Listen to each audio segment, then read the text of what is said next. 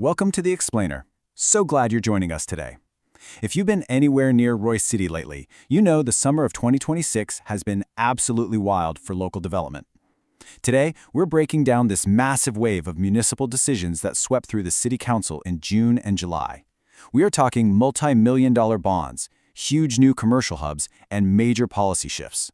We're going to unpack exactly what your city leadership has been up to, and more importantly, how it's shaping the landscape right outside your front door. So, think about it for a second. What actually happens when a city grows faster than you can blink?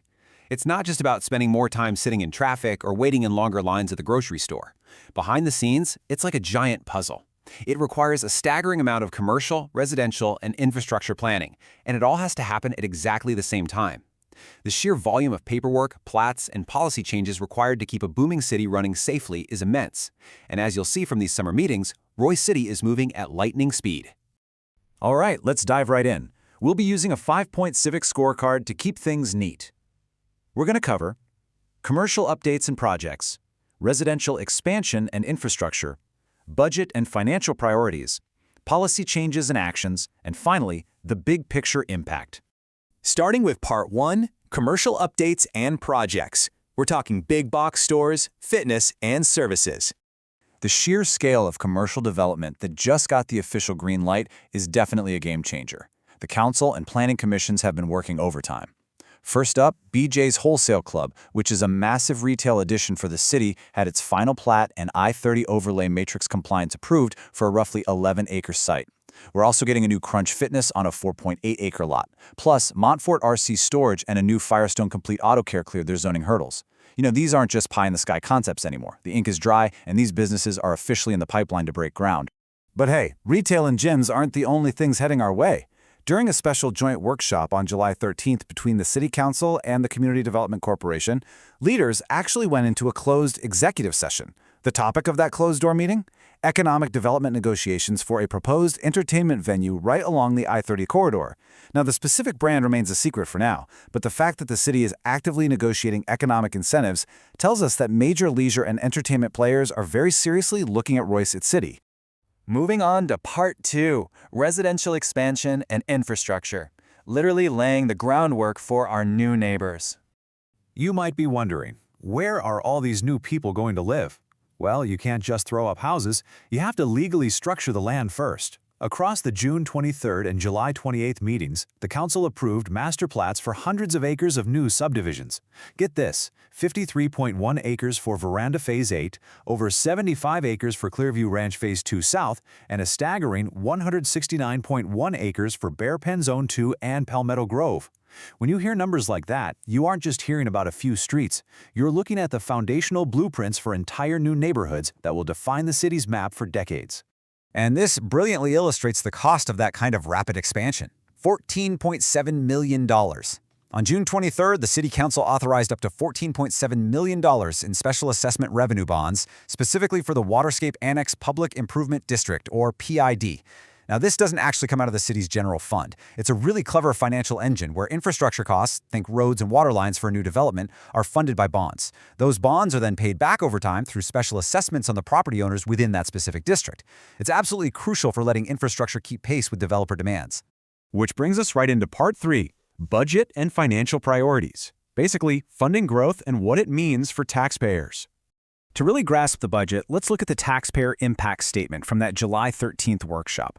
So if you have a median valued homestead property in Royse City, which they calculated at roughly $330,000, the proposed budget tax bill would be $1,909.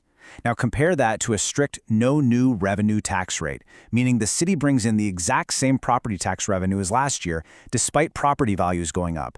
That bill would drop to $1,796. It's a super helpful comparison because it grounds the city's finances right into a local family's wallet.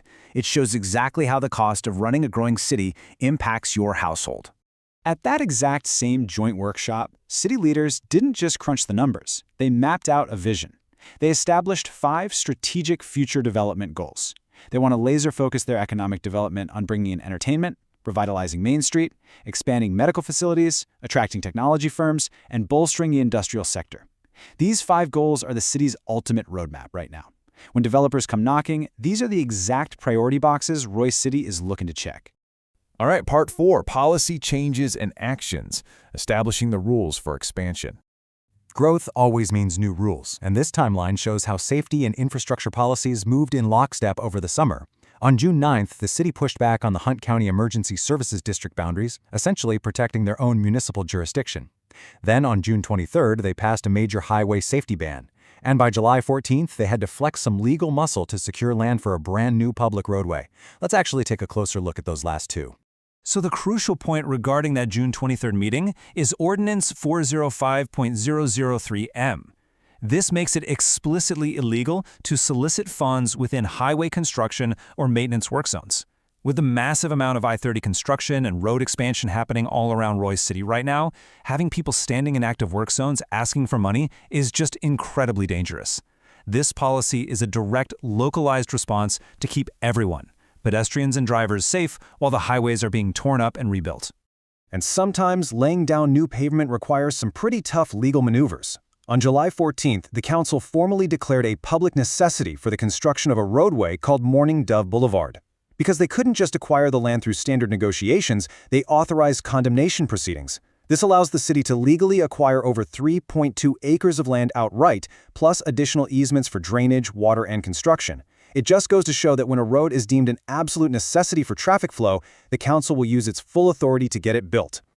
Finally, Part 5, The Big Picture Impact. What all of this actually means for you. If you want to see the whole shebang in action, just look at what happened on a single night, July 28th.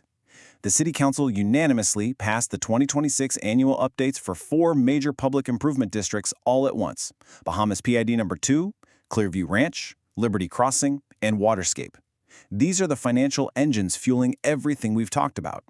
By constantly updating these special districts, the city guarantees that the cost of paving new roads, putting in water lines, and ensuring public safety for these new subdivisions is legally locked in and funded. It proves that this boom isn't an accident. It's highly structured, deeply vetted, and carefully managed by your local government. Which leaves us with this final thought. When you look at the new retail giants moving in, the millions in infrastructure bonds, the new safety rules, and the hundreds of acres being carved out for homes, just from a few short weeks in June and July, you really have to ask yourself, how do these specific summer actions set the stage for Royse City's next decade of growth? The foundation for the 2030s is literally being poured right now in these council meetings. Thank you so much for hanging out with me today to unpack all this, and I highly encourage you to keep a close eye on those city agendas as Royse City continues its amazing evolution.